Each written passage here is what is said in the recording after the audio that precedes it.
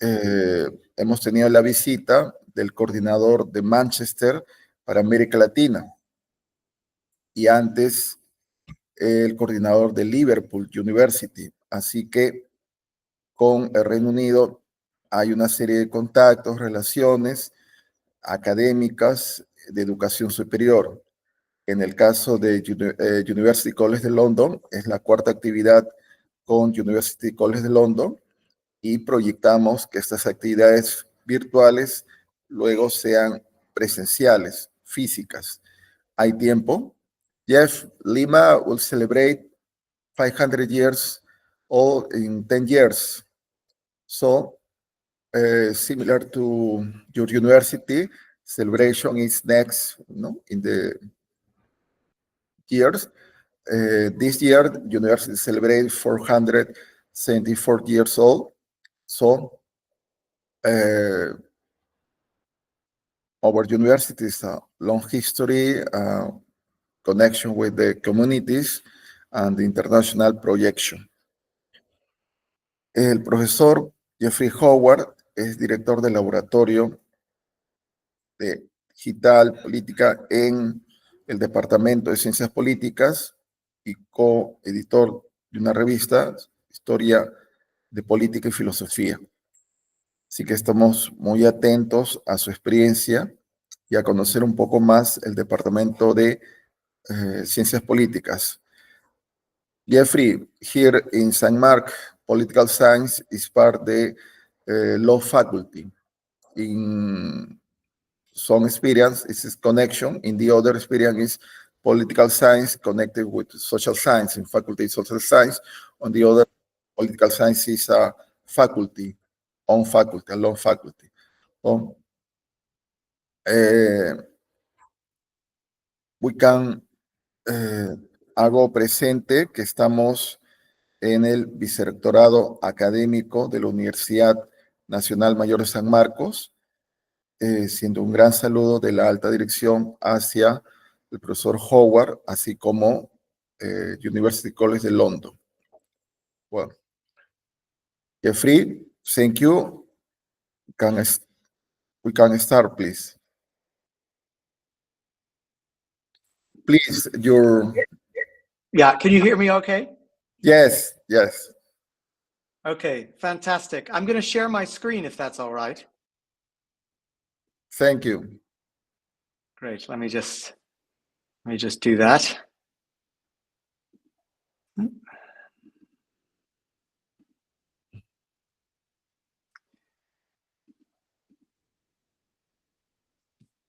Can you see my screen?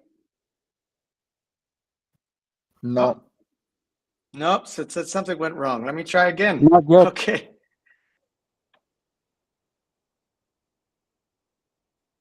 Okay, let me see.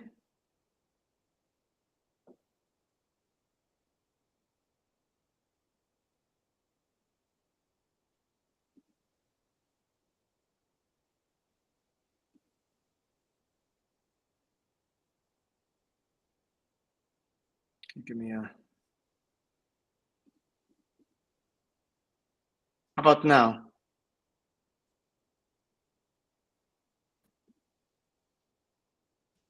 No. Try restarting your browser if the problem continues. Very strange. Okay, give me 1 sec. Let me try again. Yes. Amigos, amigas, en el caso de la asistencia, esta se comparte durante el desarrollo de la videoconferencia, así que estén, ¿no? En ese sentido, no tengan preocupación, eso se comparte y podrán completar su formato. Gracias. Okay, I'm trying again to share.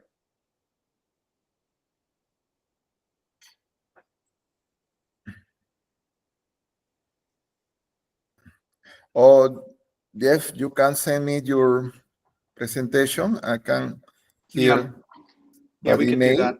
Yes. Yeah, okay. Okay, 1 sec. I'll do that. Apologies, everybody. Okay. Get yourself a cup of coffee, get yourself a refill of your coffee. Give us a couple minutes and we'll get it sorted, okay? Yes.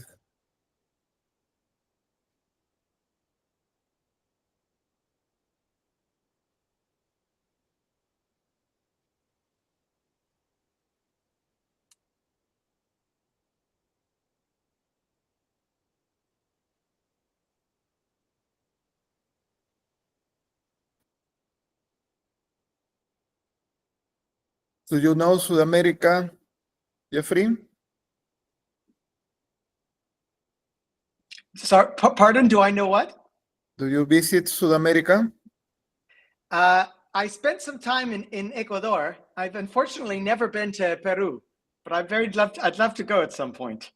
And I've spent some time in Argentina before as well. But sadly, I've never been to your beautiful country. But I hope to do so Ecuador, 1 in the hour to future. Lima. I know, very close, very, very close. Now let me try one more time with my screen and see if it works. And if it doesn't, I'll send you the message.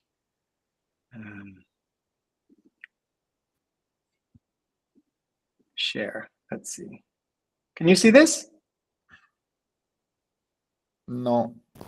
Not yet. I don't know. Not yet. I don't know why Google is being, yeah, very strange. Okay, I sent it to you, Hector, and then you can share. You can share it. Thank you. I'm sorry. I don't know why Google is disagreeing with us today.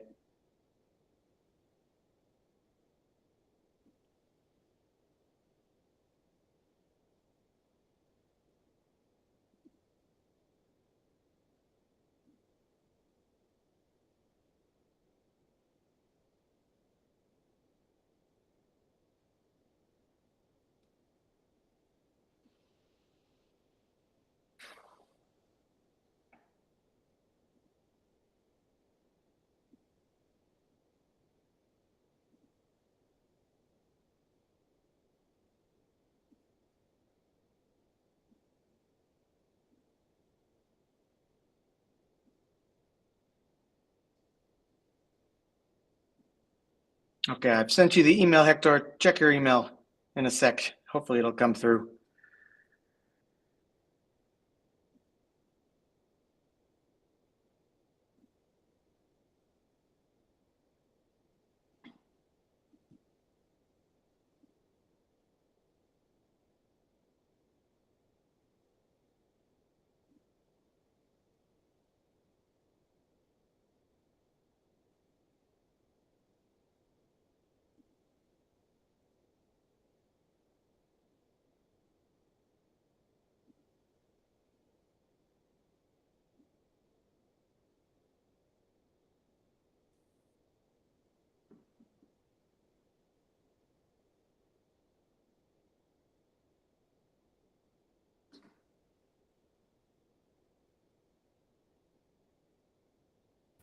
Okay, 1 minute, please.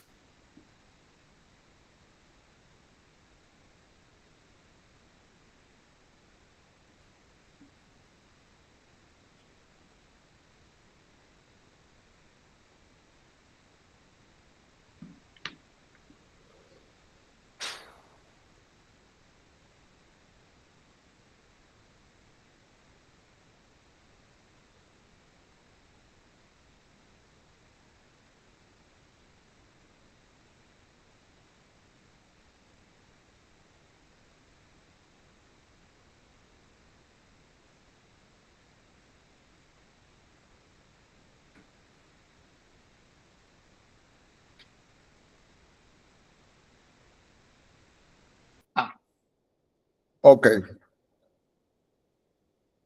Okay, great.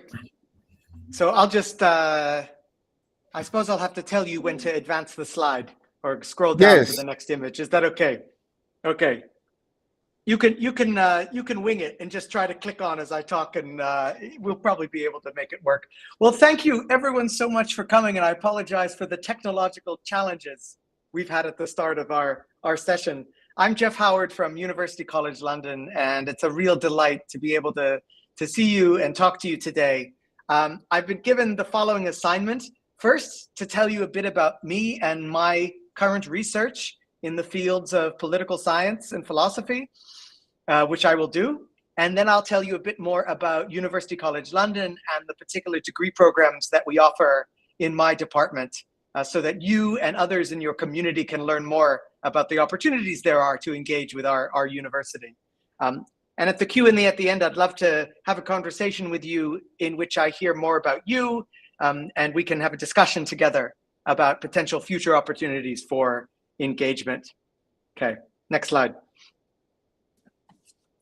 So my story begins today in Myanmar, and since 2017, nearly 1 million Rohingya Muslims have been displaced from their homes in Myanmar, and tens of thousands have been killed as part of a campaign of ethnic cleansing, largely incited and led by the military of Myanmar. And this campaign of ethnic cleansing was largely incited and organized through social media platforms such as Facebook. And Meta, the parent company of Facebook and Instagram, has basically admitted as much and taken responsibility for its role in failing to do enough to prevent the kind of harmful content that went viral on Facebook and Instagram during the time of this period of ethnic cleansing. Some have used the word genocide against the Rohingya ethnic minority in Myanmar. And the problem wasn't that Facebook didn't have rules against speech inciting violence. They did have rules against speech inciting violence. It's just that those rules were not enforced. And they weren't enforced principally because Meta had not invested enough resources, both in the AI systems that enforce the rules in places like Myanmar. AI systems do okay when they're trained on English language training data, for example, but they do much worse when they're trained on minority languages. And it's much harder to train the models on languages for which there is much less training data. So that was one of the problems. And the other problem is that Meta simply hadn't invested in on-the-ground expertise with knowledge of politics and the political situation in Myanmar, who could therefore help prevent the kinds of harms that Meta ultimately was complicit in. Next slide, please.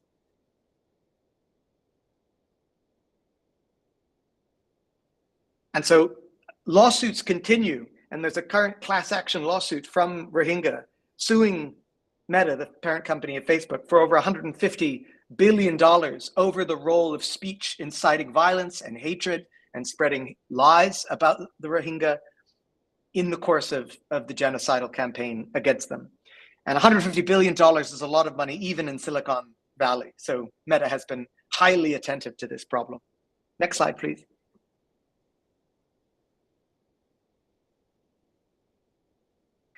And the fundamental research question that I've been looking at in relation not simply to the Rohingya crisis, but a huge number of incidents that we've seen around the world, both in the global north and in the global south, has to do with the responsibilities of social media platforms with regard to harmful content posted by their users.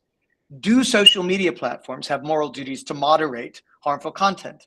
And by moderate, we principally are talking about removing such content, but there are other forms of moderation as well. Next slide.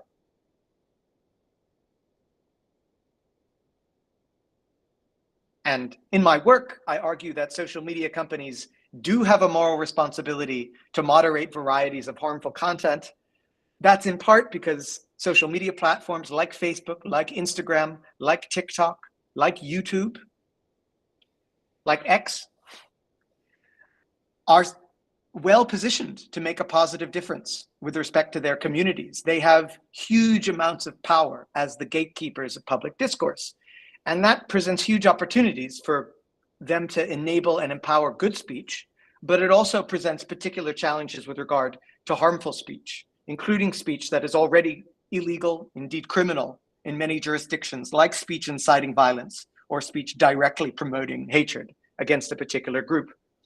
And I think platforms have a moral responsibility to implement systems to remove this content, to protect people like the Rohingya from the kinds of harms that can be inspired. And that when social media platforms fail to take action against this content, they are complicit in the kinds of harms that eventuate. Next.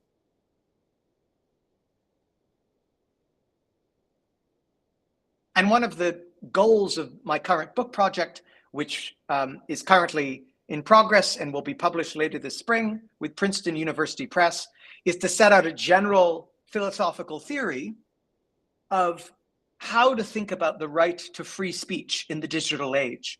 Why does free speech matter? how has free speech changed in a world where content can go viral and be seen by millions of people, where people have the opportunity to connect and communicate with a far larger network of people than previously possible. And therefore, what is the role of social media platforms in both enabling the enormous goods that can come from our new digital public sphere, while also eliminating the considerable bads? Next.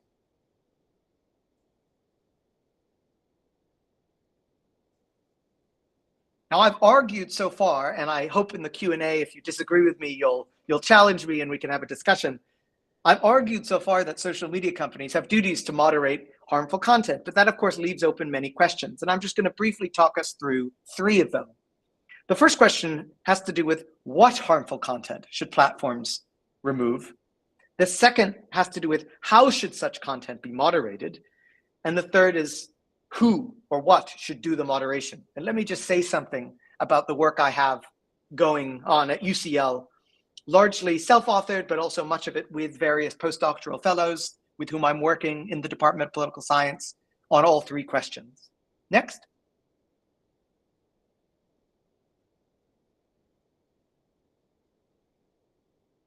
Before I do that though, let me just tell you something about me and who I am to give you some context. So I'm a professor in the Department of Political Science and School of Public Policy.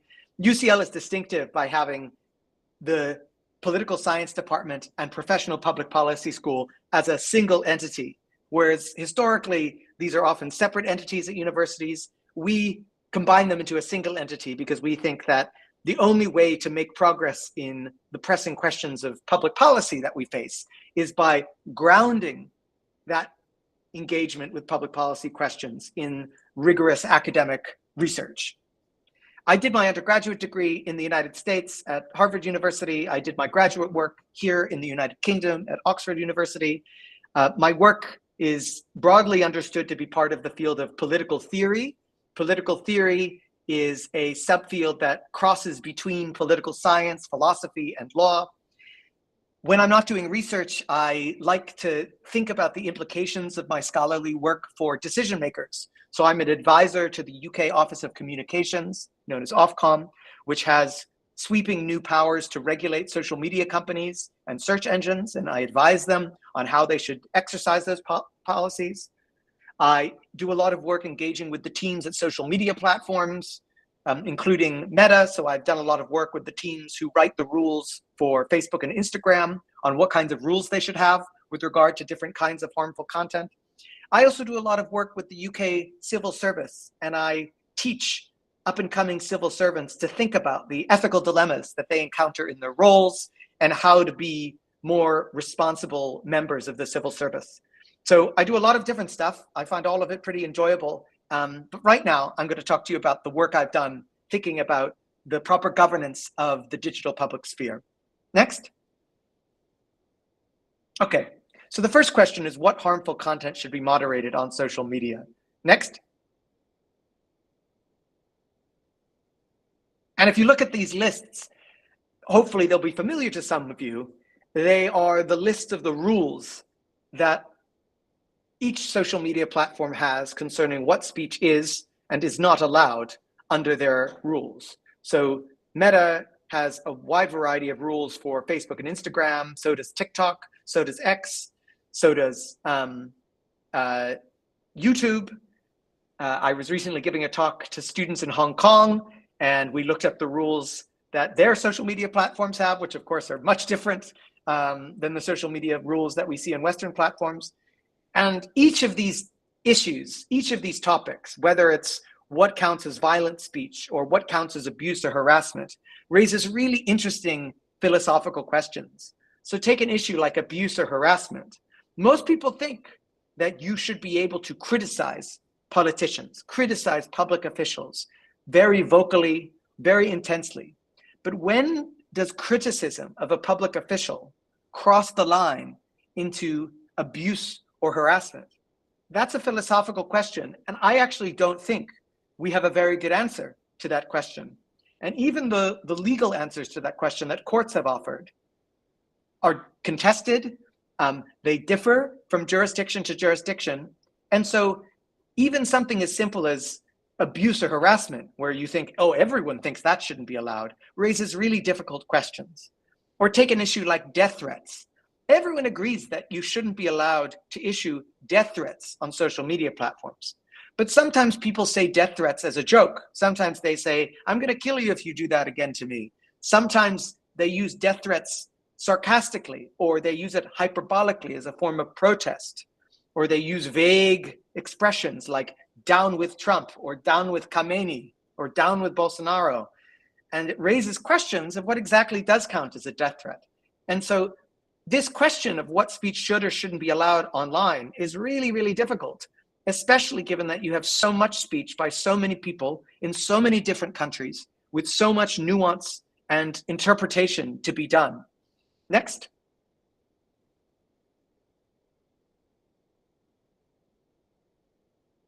Oh, keep going. Next. That's the Hong Kong list. Now, what content should be moderated by platforms depends, I argue in my work, on how to strike the balance between the value of open discourse on the one hand and other values like prevention of harm to individuals or institutions or society on the other. And the point I just want to stress about this is that there are no obvious or easy answers in this space. Different countries draw these lines in different places. So in most of the world's democracies, there are robust rules limiting so-called hate speech. So in the country I'm sitting in right now, I'm currently in London. You'll be unsurprised to learn that it's pouring rain out right over here in London. I'm looking out the window, but we have rules here on hate speech. It is a criminal offense in the United Kingdom to engage in speech that intentionally seeks to incite hatred against religious or racial groups. There is no law like that in my native country of the United States. And the US Supreme Court has said time and again that laws restricting hate speech would violate the First Amendment to the US Constitution, which is the amendment protecting the freedom of speech. So how exactly we should strike the balance between free speech values on the one hand and other values on the other hand is a contested and difficult question. Next.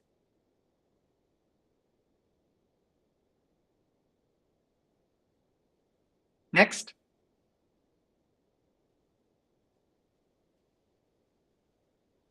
The next issue that comes up in my work has to do with how harmful content should be moderated on social media. Next. So the paradigmatic way that platforms govern user speech is through removal. And most of the laws that states, that governments have put on the books to regulate social media companies have to do with what kind of speech they should remove, what kind of speech they should take down. That is the paradigmatic form of content moderation. Next. But removal isn't the only game in town. It is not the only tool in social media platforms' toolbox. And one thing I'm trying to do in this space is encourage everyone to think about the diversity of tools in the toolkit that digital platforms have. And one of the tools that platforms have is demotion. Platforms demote speech when they reduce the number of people who can see it. So if speech is demoted, people can still post it. It's just that fewer people see it. And fewer people see it perhaps because platforms decide to exclude it from their recommender feed. So if you go to TikTok or Facebook, there's a news feed where the social media platform recommends to you content that you might find interesting, mostly by people that you don't already follow, but that it believes, the algorithm predicts you'll find engaging or interesting. And social media platforms have started to come up with rules for what kind of content should be excluded from the newsfeed so that it isn't actively distributed or amplified through the system. Next.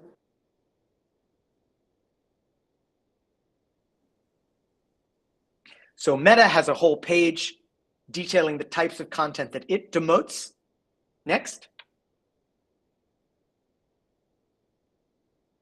TikTok has a similar set of standards for what kind of content can get amplified and recommended, and what kind of content you can post, but it's not going to be amplified to a broader audience. Next. And I think we haven't thought enough about this form of power. I think because in the offline world, the normal question is, should we allow this speech or should we not allow it? We continue to think in that binary way in the online world. But actually in the online world, things are not binary. Platforms have a number of tools at their disposal for deciding what to do about speech. And so we need to ask, when should platforms demote content instead of removing it? Because it's not clear removal is the right response to all kinds of speech. Next. So in a paper that is coming out in the journal Law and Philosophy, a co-author of mine and I try to think through this question. And we try to argue that the key to thinking about content moderation online is the prism of human rights. And we think about the way in which human rights norms, as expressed in international human rights law, can help us think through when demotion as a strategy should be used in the context of content moderation. Next. And one of the insights we argue for in the paper, we argue for many, but I'll just share one of them, has to do with this human rights norm of necessity. And this is an idea we see in jurisdictions around the world that deploy some kind of proportionality test for when it's permissible to restrict a right. Necessity is a norm that roughly requires selecting the least restrictive means of achieving a goal. And we see this norm at work across the law, across political life. It explains why you should use the least force as necessary to accomplish a particular end. It is a fundamental human rights norm, and many social media platforms have voluntarily signed up to this idea that human rights norms should be the basis of the way they treat user speech. And in the paper I just linked to, we argue that in some cases, removing content is unnecessary because demotion is sufficient to achieve the relevant goal. Next. And we argue that this is so by drawing on environmental metaphors.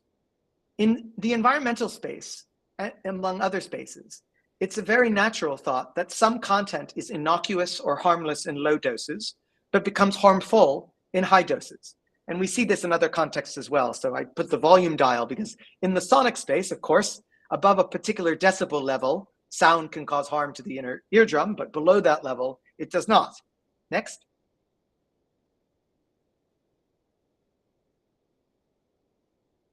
And we think this can happen in the social media space as well. So take the case of misinformation. We think some kinds of misinformation become harmful only in large doses.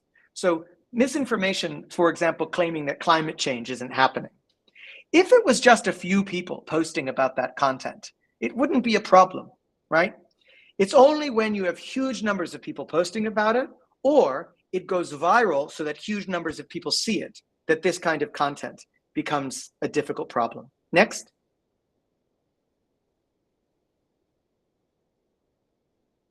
Now, recently, social media platforms, including Meta's Facebook and Instagram, have decided to stop demoting misinformation. So they used to have a practice, as the last slide showed, where they would demote certain kinds of misinformation because they wanted to protect public discourse from the threats of misinformation. So Meta recently decided to change that policy, largely in response to pressure from the Trump administration in the White House. So in the United States, climate misinformation is no longer demoted. So this misinformation can go viral like any other content. Next.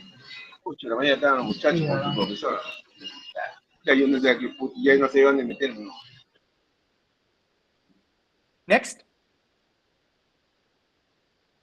Now, if my paper is about demotion is correct, then I think we should criticize Meta for its decision to end this program, because I actually think it's very important for platforms to take some responsibility for protecting public discourse from falsehoods that can distort public debate.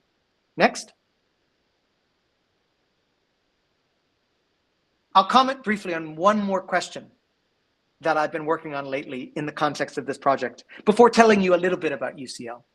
And this last question has to do with who or what should do the moderation. Next. So currently, content moderation is undertaken by a complex bureaucracy of really 4 parts. The first part are the users themselves who report on each other. So I don't know if we were in a room together, I would ask anyone to raise their hand if they've ever reported a post they saw on Facebook or Instagram or TikTok or YouTube, where they said, you know what, I don't think this is okay. I think this violates the rules of this platform. And I often am amazed how many of my students have done that, have reported content online before. And so the first component of content moderation are the users who can complain and report content that they think violates the rules. The second component are workers, tens of thousands of workers, mostly all outsourced, working in content moderation factories in places like Jakarta or Nairobi, working 12-hour shifts where they sit there at a computer and have to click yes, no, yes, no, yes, no in response to an image that has been reported, where they decide, does this violate the rules? Does it not violating the rules?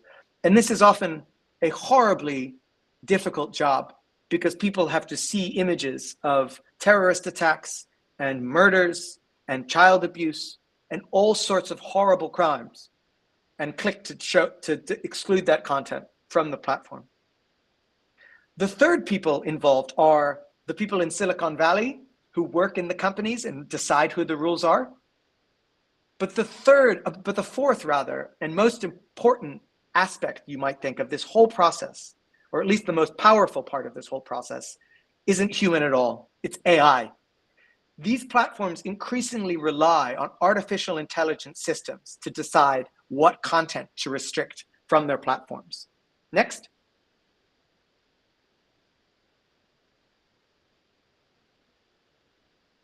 And this raises a question. What, if anything, should be the role for machines in content moderation, in the governance of speech today? And there's a lot of concern about this. Next.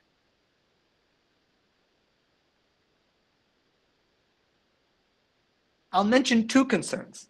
One has to do with accuracy. So AI makes mistakes. AI makes mistakes in the form of what's sometimes called false positives, where in this context, that means the AI takes down stuff that it should have left up. So it over removes speech. AI also makes mistakes in the form of false negatives. That means the AI leaves up speech that it ought to have taken down. So AI is fallible. It makes mistakes. That's one objection that people have. The second objection that people have to AI is that it's a black box. It's very difficult to understand how advanced machine learning systems decide what they decide and why. That problem is only getting worse with generative AI tools that are often not fully understood even by the engineers who build them. Take the problem of hallucination, whereby chatbots like ChatGPT can come up with falsehoods, where you ask it to tell you who wrote a particular book, and it invents an author who never existed and confidently tells you that that author wrote the book. Engineers at OpenAI and Meta and Google don't understand exactly why these models do this. And so the use of AI in this context raises a lot of worries because we don't know exactly how the AIs decide what they decide. And these worries are, of course, combined, because if we can't know how they make decisions, how can we know they're going to get the right decisions? Next. But I think it would be too fast to say, therefore, we shouldn't use AI in this context. Why? We need AI because there's too much content to rely on humans alone. How about this? Every minute, an average of 500 hours of new video are uploaded to YouTube. Every minute, 500 new hours. That's equivalent to 30,000 hours uploaded per hour, 720,000 hours per day, or 263 million hours per year. If you wanted to watch just a single year's worth of YouTube uploads, it would take you 30,000 years to do that. So we're talking about just a huge amount of speech that we have to deal with. Next.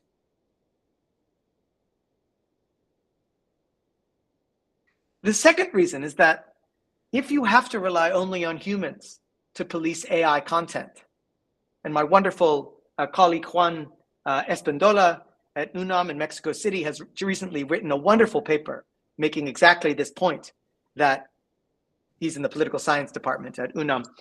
And he argues that social media content moderation is such a traumatizing experience for those who do it, that actually it's important to spare those humans the burdens of having to look at this content. And using AI is one way to do that. Next.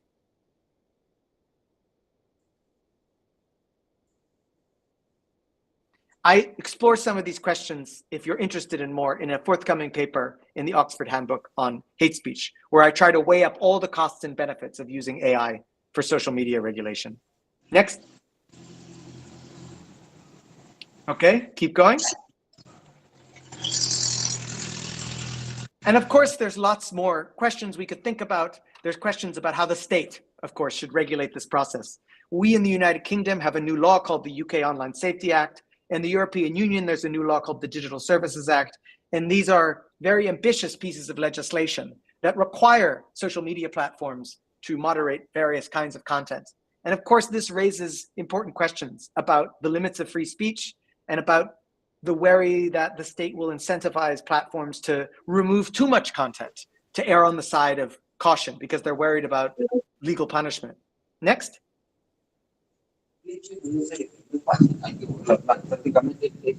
Next.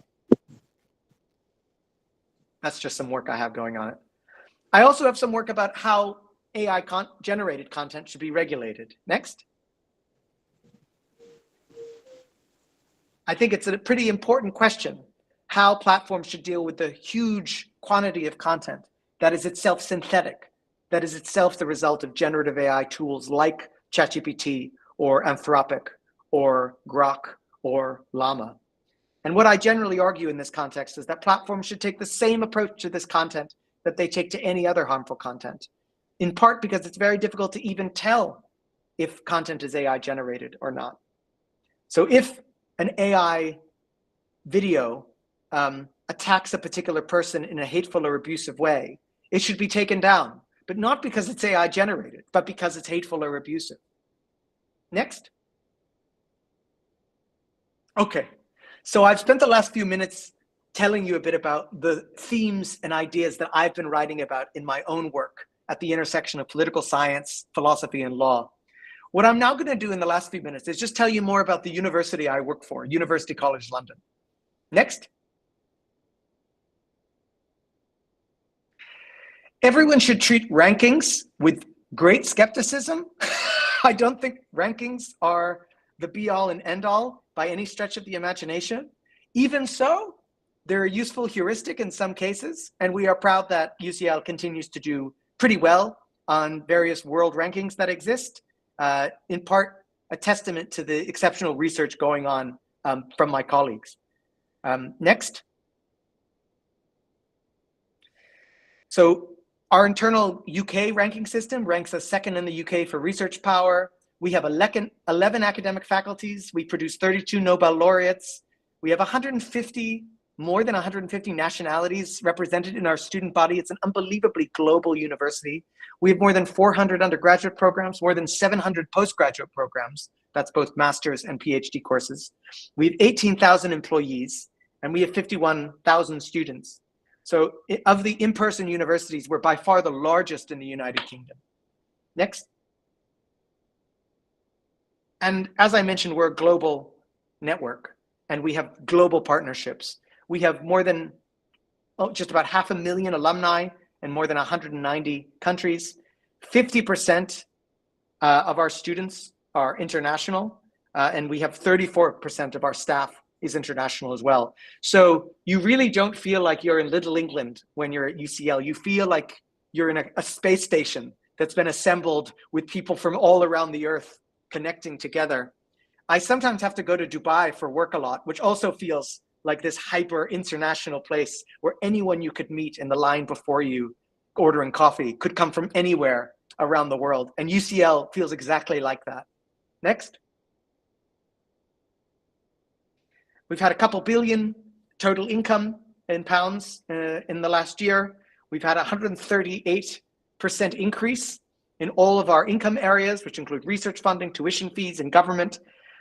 So we are a growing entity. We're ambitious, and we want to make sure that we attract some of the best students from around the world, including, we hope, more and more students from Peru. Next. So I've said some general things about UCL, but let me say something about the UCL Department of Political Science and School of Public Policy, which offers an environment to dig into the big questions of politics today. Next. We have two flagship undergraduate degrees. So we have a PPE undergraduate degree, and we have a degree in politics and international relations. The PPE one is run in coordination with the philosophy in economics department. Next. We have a huge array of master's courses, and these courses are the most global of all of our programs. So we attract a hugely international clientele for our postgraduate degrees. We have degrees in human rights. We have degrees in legal and political theory. We have a very successful new degree in climate change politics and policy.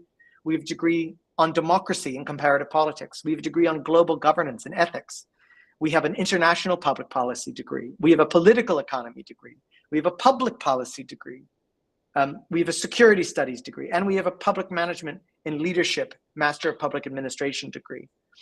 And these degrees are not just for people who studied politics as an undergraduate. They're for people who've decided that they want to train in an area of politics, political science, or public policy, perhaps because they want to go work for an NGO, perhaps because they want to go work for the government, perhaps because they want to be a civil servant or a politician themselves, or a journalist or a consultant. We have a huge array of different kinds of students who come in to take our courses. Next.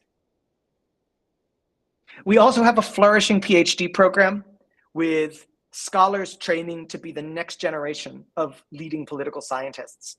We have scholars from all across the fields of comparative political science, international relations, political philosophy, public policy, international law, political economy, and related areas. Next.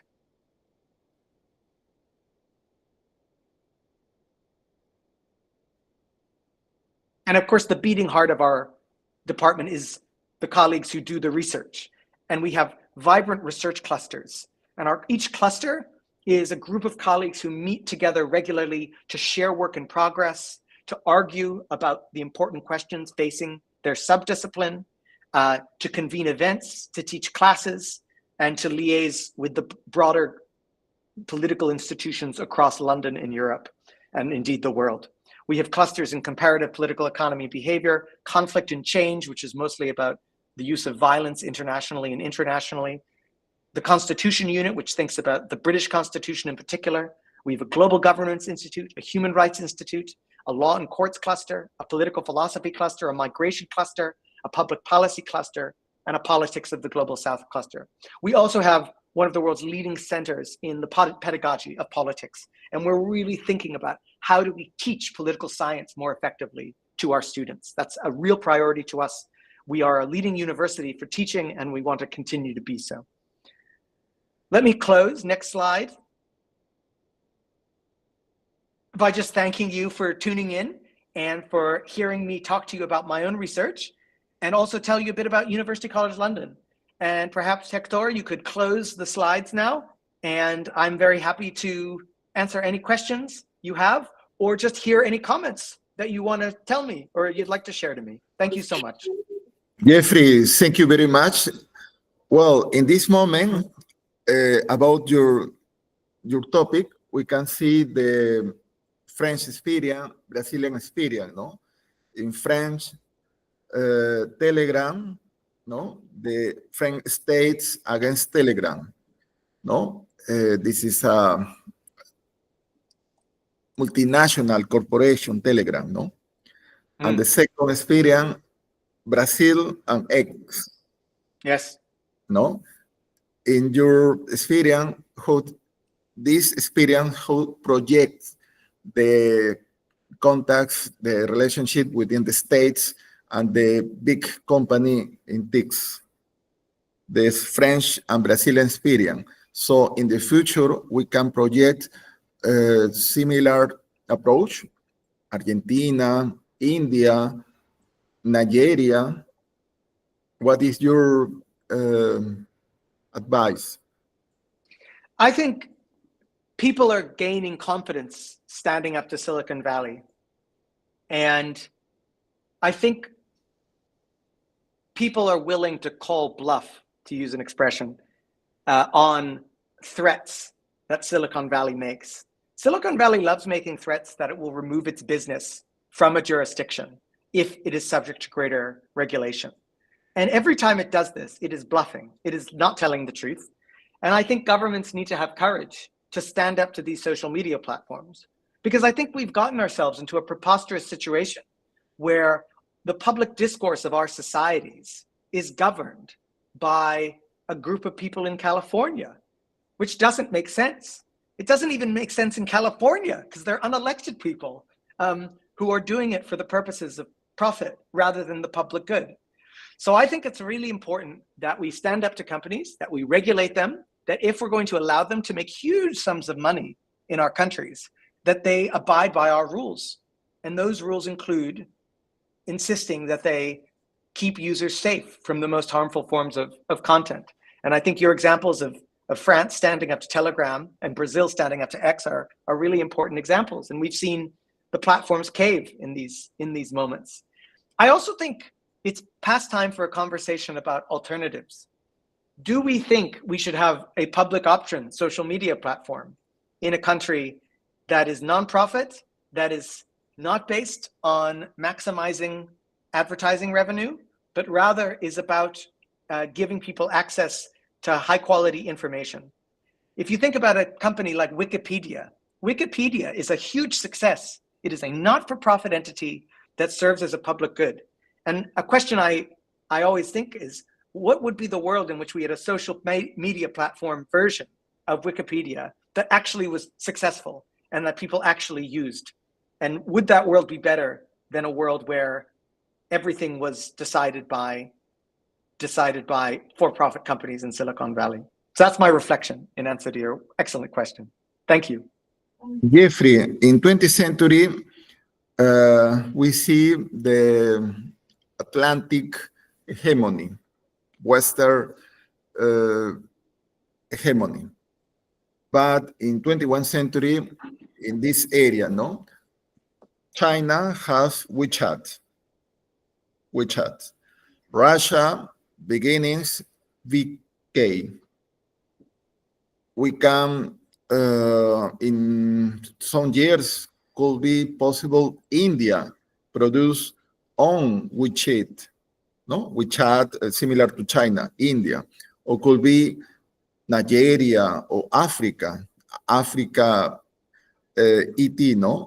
Big enterprising, big activities. So the Western approach in this moment, we can see Chinese approach and Russia approach a bit about this topic, no? So there are differences because in the East, in the Central East, the states is more powerful, no? This is a different tradition in the East, in the Asia than the Western. Latin America probably continued connection with the Western, but could be Africa and India and Africa change. So you live in States, live in London, in United Kingdom. What is the approach from London to India attitude, no, to India change in this 21st century about this aspect, no? India has a long tradition, long connection with the Western. So we can see in this moment, no, Mandani is a long Indian history. It's a Indian and Africa and American history, the family, no, the three generation. But India at the same time, in this moment, is the fourth or fifth economy of the world. No, India decides a different approach to Russia, different to the Western, different to Europe. different to the America. So what is the idea? I sure you're contact with the Indian scholars, Indian research, and Indian public advisor. No? Yes, great question. And it's such an important issue. And I think it's an issue that's much bigger than my field of expertise. But I'll attempt to say something about it in the context of digital regulation, which is that I think India is increasingly taking responsibility for its digital sovereignty, to use a phrase. India is increasingly taking seriously its responsibility to protect its citizens from harmful content online. And of course, we may have disagreements, and people will have disagreements about what exactly states should do to regulate the internet. But I think it's way past time. I think we're no longer in an era where the West just dictates the terms of the internet. I think increasingly countries are taking responsibility for the internet, for better and for worse. So I would not, endorse the way that Russia regulates its internet, where any criticism of the state can land one in prison. I think this is a highly unethical, illiberal way of running the internet. But I think what India recognizes is that it has the prerogative to call its own shots here and make its own decisions. Now, on the more general geopolitical issues you raise, I'm as fascinated by this current moment as you are. And stepping outside of my lane for a sec, it does seem that President Trump is no longer interested in the United States playing the kind of hegemonic role that it previously played in the post-war era. Indeed, it seems that President Trump, and here I really am not as educated as my international relations colleagues on this, but from my perspective as a citizen, it does seem that President Trump is encouraging the return to an older world order where people have spheres of influence and you have different regional dominant actors. And it does seem like the misadventures that we've seen lately with regard to Venezuela are just part of a broader, I'm afraid, American effort to reassert its own dominance in its own particular hemisphere while ceding authority in the rest of the world. But I think it's very unpredictable where things will go, but it does seem like a polycentric world where we have multiple nodes of power. Post-hegemonic would be the phrase that comes to mind. But as I say, this is not my topic, and you're certainly more educated and have just as valid insights on it as I do. But thank you for the question. Jeffrey, in United Kingdom, we can see development, the law about the TICs, about the social media, no? So, but at the same time, we can see the population, no?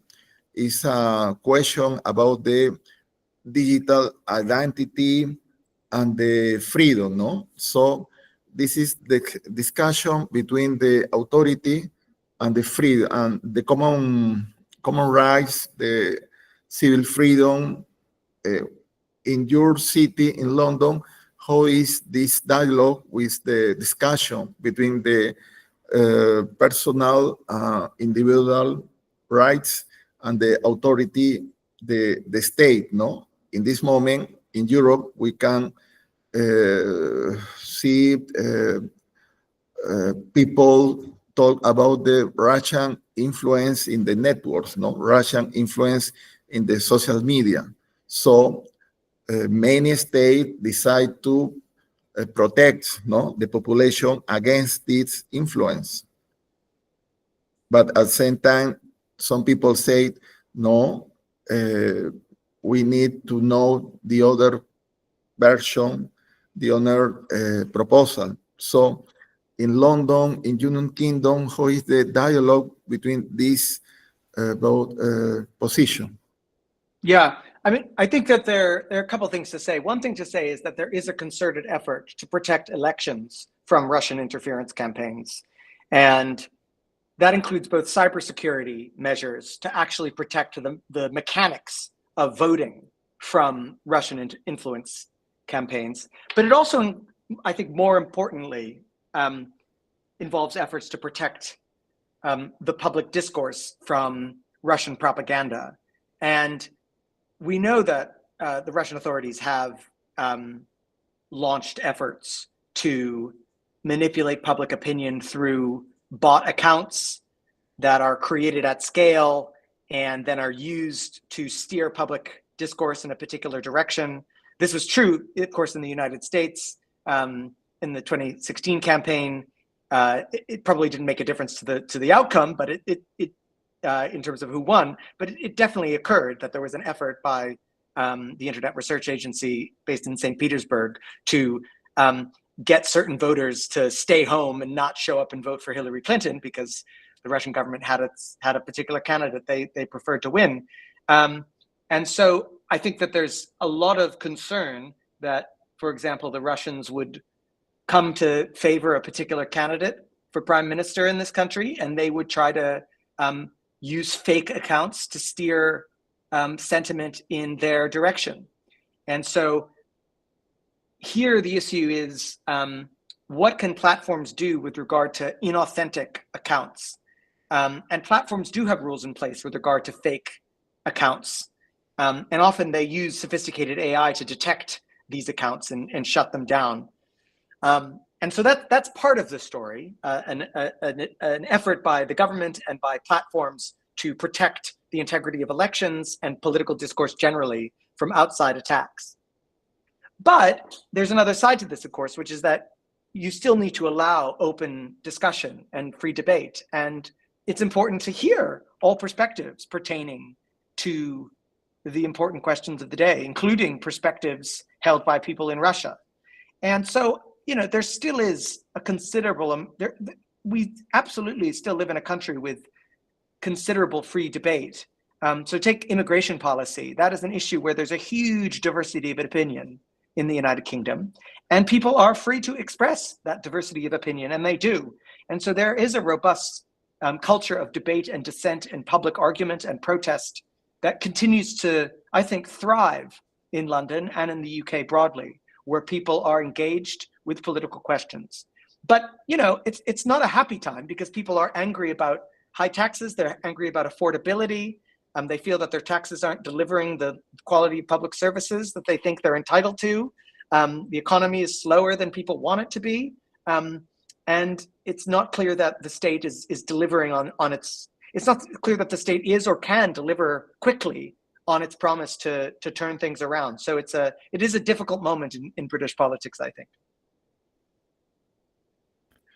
Jeff, in the last month, Diana Costa Navas, professor from Loyola Chicago University, shared his research about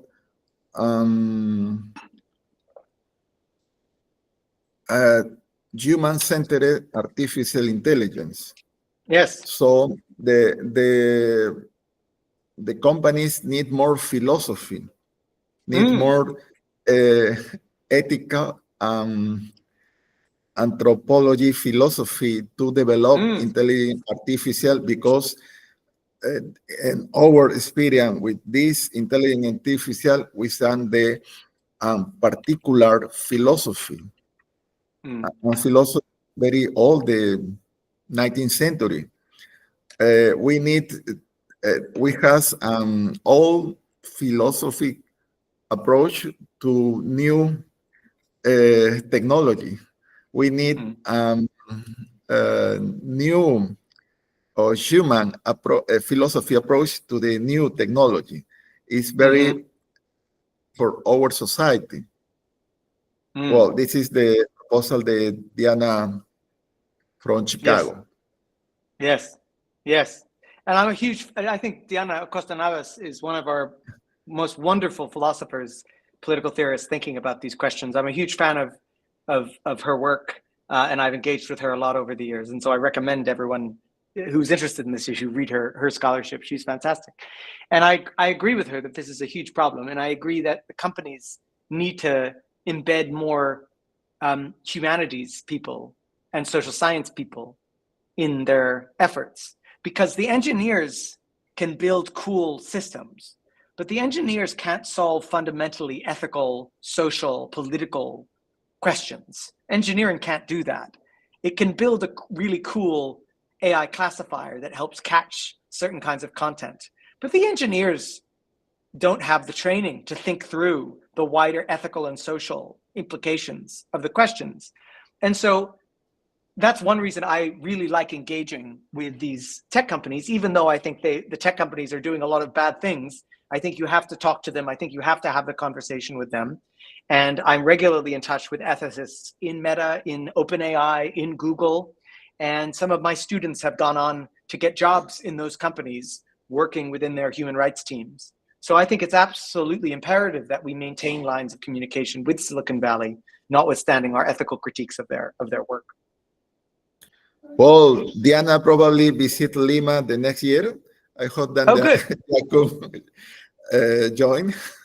Yeah, that sounds great. About the yes, the ethics, intelligent artificial business. Well, fantastic.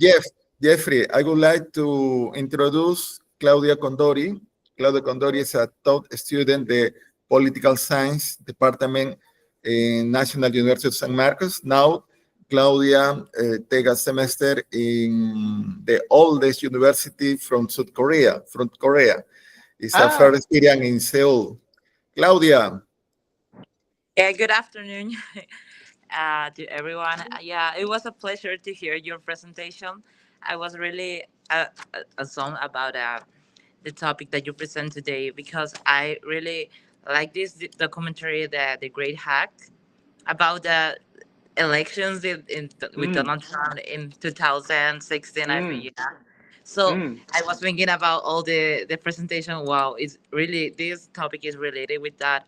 And also now I taking classes like the name of this class is Political Relationship between China and USA, and the AI is really related now with the weapons. Also, it's not like, yeah, and I found this yeah, all your, I take some notes about your about the free speech, and I think now it's a really issue that we should like take action. Also, like, it's not just the engineering that, as you mentioned recently. Yeah, it, we need political science will be more involved in these kind of issues, and it would related and work within companies, I think. Yeah. Yeah. Wonderful reflections, Claudia. I completely agree, and I recommend The Great Hack to anyone who hasn't seen it.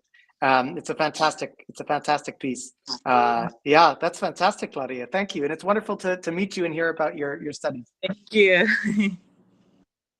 Jeffrey, when mode do you recommend to Claudia visit your department in the year? What could be the best moment to visit your department in 26?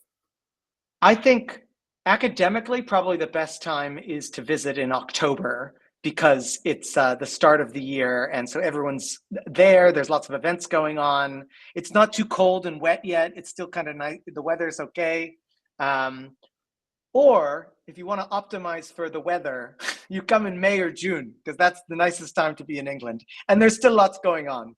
But if you come July, August, there's nothing going on. And if you come in January, February, it's too cold. So don't come then.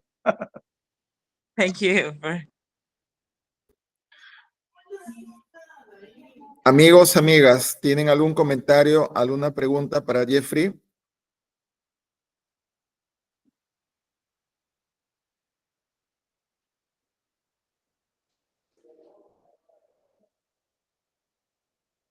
Yeah, Mr. Howard, you can hear me? Cristian, sí, por favor. Yeah. Okay, I have a question for you. I also wonder about both forms, because many fake news is supported by them, by both fans. Maybe? I'm so sorry, Christian. I'm struggling to hear you. The line isn't particularly clear, so it's very blurry. I'm so sorry. I couldn't hear what you said. Cristian, ¿lo puedes escribir en el chat si es posible? Sí. About bot farms. Yeah. There's a question about bot farms. I mean, this is such an interesting question. And what's interesting about bot farms is often they're posting content that's allowed under the rules. So if you take the Hillary Clinton, if you take the case of Donald Trump running against Hillary Clinton in 2016, a lot of the bot farms sent African-American voters accurate information. So not fake news, actual news, but in an effort to get them not to vote for Hillary. So they sent the voters accurate information about Hillary Clinton's voting record that Russia knew these voters wouldn't like. And so you won't be able to stop these bot farms just by banning fake news, because often the bot farms are used to distribute content that is allowed under the rules, but it's divisive, it will likely make people angry, but it isn't necessarily false or hateful in any way. However, you're right, a lot of the bot farms, if this is your point, a lot of the bot farms are indeed involved in producing fake news. And as you know, there's a whole fake economy here. And I think this maybe is part of your intervention as well. You have a huge amount of fake news sites that are just clickbait farms, and they're making money, but there's no actual new content, and there's no actual authentic content. All of it's just AI generated slop. There was a really unnerving study the other day suggesting that 10% of Meta's advertising revenue comes from scams and other fake content, which is just a huge percentage of their revenue. So it's a very dispiriting outcome. Yeah. Thank you, Christian. I'm sorry we couldn't engage properly. Next time. Jeffrey, what is your advice for Claudia or the other student? Claudia finished in the next year to apply for the postgraduates in your university. So our postgraduate degrees, it depends on the exact issue that you want. So if you want to work for like a human rights NGO, then like our human rights MA makes a lot of sense. If you want to be a civil servant and work for the government, then our public policy degree makes a lot of sense. If you want to be a politician someday, then the MPA, the Master of Public Administration degree in our department makes a huge amount of sense. But do email me and I'm happy to schedule a call or give you further advice. And that goes for you, Claudia, that goes for anyone listening. If you have further questions or want my advice on anything, send me an email at Jeffrey Howard at there. It's in the chat. So do send me a message. And you can call me Jeff. Sí, Claudia, puedes preguntar. Yeah, so yeah, thank you for it. Send your email. And also I have a question about what do you think now about this ban in China, because I have many friends from China right now. So it's really crazy that they don't use Instagram, they don't use any, they can use it. And I think it's really crazy because now if they want to use, they should like buy a VPN or something to know how it's going the world right now, like it outside China, right? Yeah. I mean, it's fascinating. It's absolutely fascinating. And I was in Hong Kong recently talking to students there, and we were looking at the rules for this app called Little Red Book, which is one of the big social media platforms they use in Hong Kong. And the rules include things like do not post any content that undermines national unity, whatever that means. Don't post any content that says anything critical, anything about a public official. And this would be insane in the United States or the United Kingdom, right? But in China, that is the approach, right? And so you just need to, so we're actually doing a project at UCL in my lab in political science about this exact issue, because in the question we're asking is how do people in China express themselves, despite the fact that these rules don't allow them to express themselves. And what they often do is they speak in coded words, they speak in ways that evade the actual rules. And so, of course, people still express themselves in China. They just need to do so strategically and in a way that doesn't trigger the AI regulators from catching their speech. And so I find China an endlessly fascinating place. And given its continued importance, it's a place that we all, I think, have a responsibility to study much more than I think we currently do. Certainly in Western departments, there's no requirement that people learn and engage deeply with China. And I think that needs to change. Thank you for your answer. Yeah. Thank you, Claudia. Jeff, Claudia is in Seoul. In Seoul, I see it's midnight. I don't know. In London, it's 4 p.m. and Lima is 11 a.m. The Asia, Europe, and America at the same moment. We've got us all. We've got the whole world here. Excellent. Yes. Jeffrey, what is your Soran Mandani is the late mayor of New York. It's a particular campaign, no? Electoral campaign with TikTok and different language. What is your experience with this Soran Mandani election and political campaign in the media, no? In the social media. Yeah. And I think we can talk about style and substance here. In terms of style, he clearly understands the medium of the age, which is the vertical video. The short vertical video is how people engage with the world now.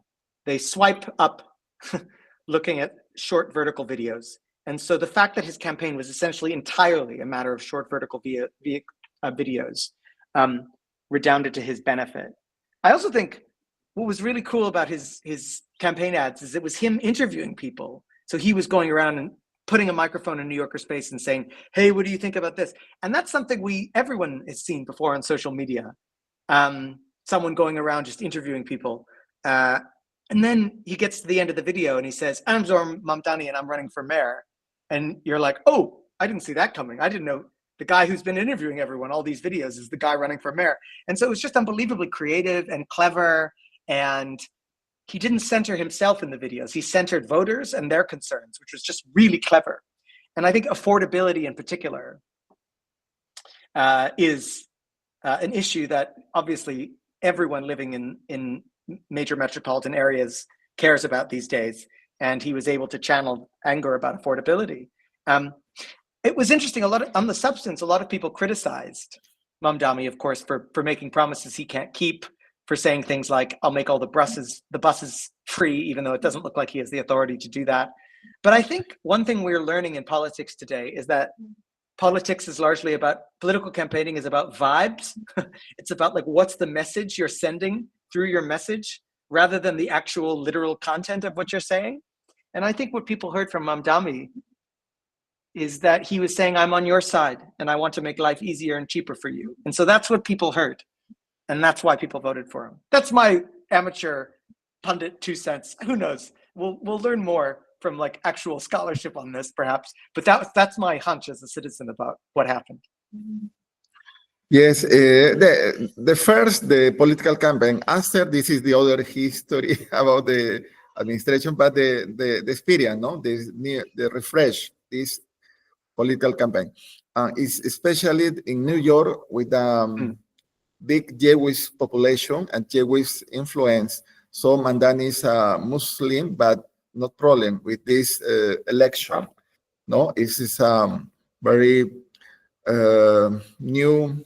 In this moment, no? In this moment, it's very important, this experience for 100%. different society, for different countries, and for the people, no?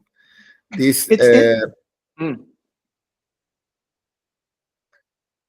because this is no, in the old approach, the religion and politics is very difficult connection, but in this experience we can see the people to shows in political projection, no, in political programs, no. The other part, the religion really is connect with the political. So This is a new, I believe, no, this is a new approach to the connection with the people, no? The other part is the administration. No, this is other question. So, Jeffrey, in your area, in this moment, we can see the states, even United Kingdom, the political leaders similar to Trump, local, no? United Kingdom in the past was part of the Union Europe, but in the Brexit, no, disconnect. So this experience continuing in this moment, because in this moment in United Kingdom you see, no, a political leader with a traditional approach. So in the in your experience as professor, as in teaching in the school with the student, no, with the young people, who is discovered the opinion, the advice, this population, no, the young people in London or in general in United Kingdom. Yes.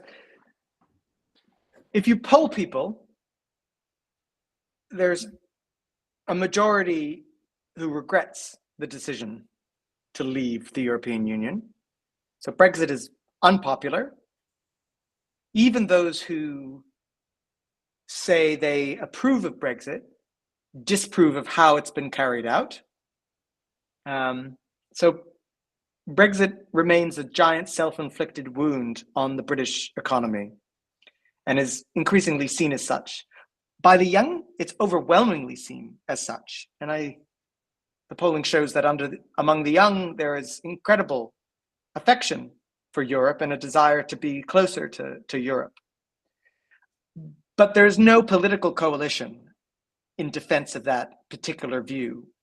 Just during the campaign about whether to remain part of the European Union or to leave as part of Brexit, the voters were split across all the main political parties, with many Labour voters on both sides, many Conservative voters on both sides. And so the views about Europe do not align with the parties in a way that makes it politically feasible to get sufficient energy for rejoining the European Union. So I think, lamentably, we will remain outside of Europe. And I think that has created enormous economic challenges for the country, and will be our major issue going forward, to try to find a new way to organize ourselves as a successful economy. But I will say, young people in London remain cheerful and optimistic. And as I was saying, they come from all over the world. So you get a real nice cross-section of the world's opinion. And we at UCL have extremely vibrant conversations in the face of people's disagreements. And we bring people together to argue about their differences. And, you know, the business of political argument lives on, if I could put it that way. Jeffrey, in this moment it's very difficult to be migrant because the state in general very take care of the law. It's very difficult to pass the connect the different country, even in the higher education. No, in the higher education in 20th century start the international, but in this moment, in these years, there are economical or could be political difficult to be international education, to develop international approach in a student, with professor, in your department, in United Kingdom, for example, some experience, no? In United States, Canada is different in this moment to some years ago, no? To be international student. So in United Kingdom is similar, or really is more easy to be international student? We remain a place very open to international students. We still, I mean, the business model of British universities relies on international students. So British universities cannot be financed without international students. So we depend upon international students, which is one reason the university leadership is so keen on having international students. Of course, we as professors are keen on international students because they enrich and our communities with incredible diverse experiences and knowledge and perspectives that make our campus and our conversations and our research and our teaching much more interesting. So that's why we care about international students. But at the finance office cares because they help make the place sustainable. So it's true that immigration remains a contested issue. It's also true that different European countries have different rights available for students at the end in terms of once they finish their degree, how long are they able to stay in the country? What are the income thresholds that people have to meet? And so those are topics of political contestation. But I don't think there's any disagreement with the idea that we need international students who to come and be part of our university life. And I don't see that changing anytime soon. Well, amigos, amigas, ¿tienen algún comentario, alguna pregunta?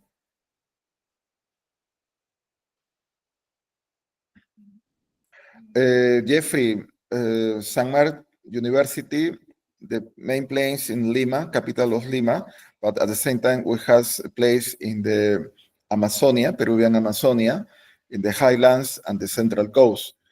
So for a student, the University College London, political science could be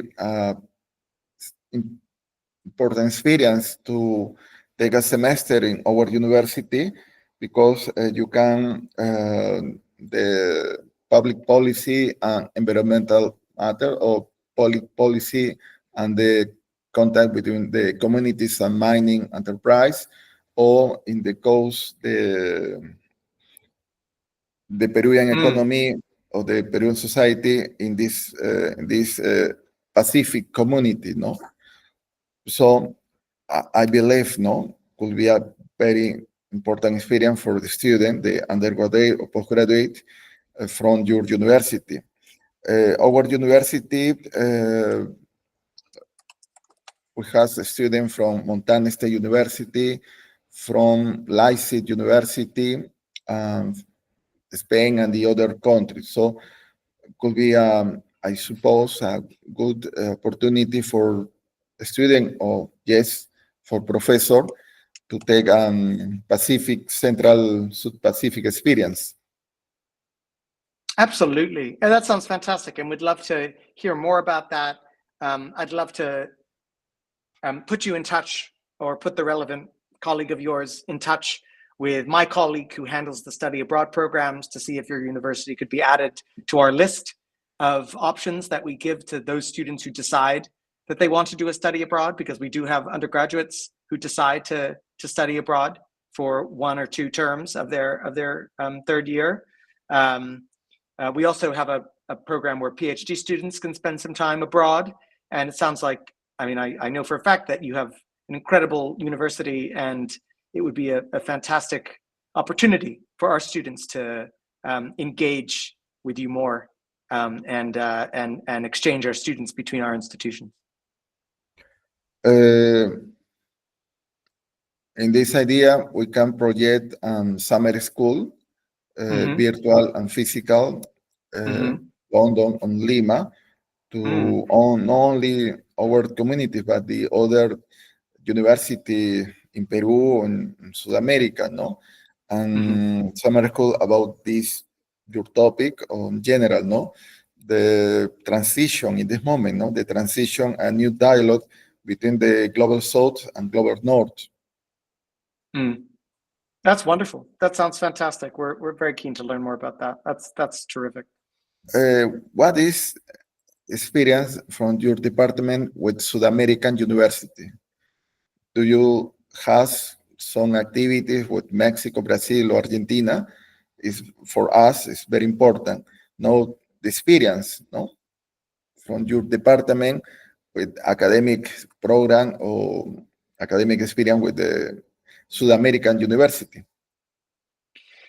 So I've been closely involved in a initiative known as the UK Latin America Political Theory Network, which connects people doing political philosophy, the kind of ethical research about politics and ethical scholarship about politics that I do, across a variety of institutions. And my colleague Saladin Mehmed Garcia, who's half Chilean, has organized that initiative and has organized a wonderful array of events in Argentina, in Chile, in Mexico, in Costa Rica, and of course in London, where we've spent time with colleagues from a wide range of universities. And I know that there are other initiatives like that in other subfields. It would be great to be put in touch with anyone at your university doing normative, like moral and political legal theory / philosophy, either in the political science faculty or the law faculty. I know it's the same faculty in your case, philosophy, because it would be wonderful to include them in this network and discuss the possibility of a future event we could hold at your university, or invite them to an event we're holding in London. So those are the experiences I've had, and I know other colleagues have had others. There's a lot of interest, I think, in engaging with South American universities, with Latin American universities generally. In seminar, we have in the past, in this year, no, the director of the Department of Historical Science, the Chile University. Chile University is a public, very strong in Chile. And Sao Paulo University, the director of the political science, Rafael Villa. So with Sao Paulo, Chile University has some activities, some common activities. It will be interesting to connect with your department. Yeah, absolutely. That sounds fantastic. That would be really great. Well, amigos, amigas, ¿podrían prender su cámara, por favor, para tomar una captura de la sesión? Pueden prender sus cámaras para tomar una captura de la sesión. Un momento.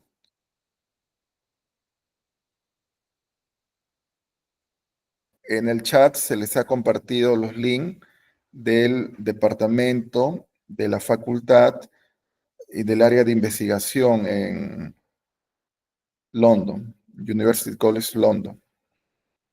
Claudia, espero que tu experiencia en Seúl sea muy buena y muy atentos a tu continuidad.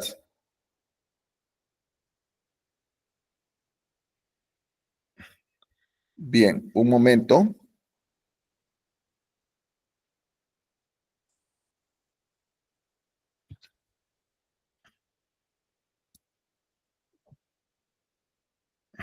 A ver, 1, 2. Ya.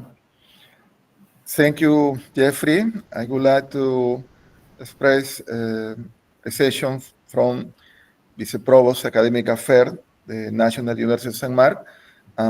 Please send greeting to your director, your new director, the department. Yes, we can, this virtual experience, project and physical experience, next year will be possible. Next year, Diana will be visit Lima. If we can project, no? And Diana, you and the other colleagues about this topic, ethics, philosophy, and politics. That would be wonderful. Well, thank you so much. It was such a pleasure engaging with you, and I hope it's the first of a big conversation that is ongoing. Thank you, amigos, amigas. Muchas gracias por su presencia. Estamos la próxima semana con el Departamento de Matemática de Sao Paulo y el Departamento de Ingeniería Electrónica de Nanyang, en Singapur. Estamos atentos a desarrollar actividades con ambas universidades también. Muchas gracias, Jeffrey, y estamos en contacto. Excelente. Muchas gracias. Adiós.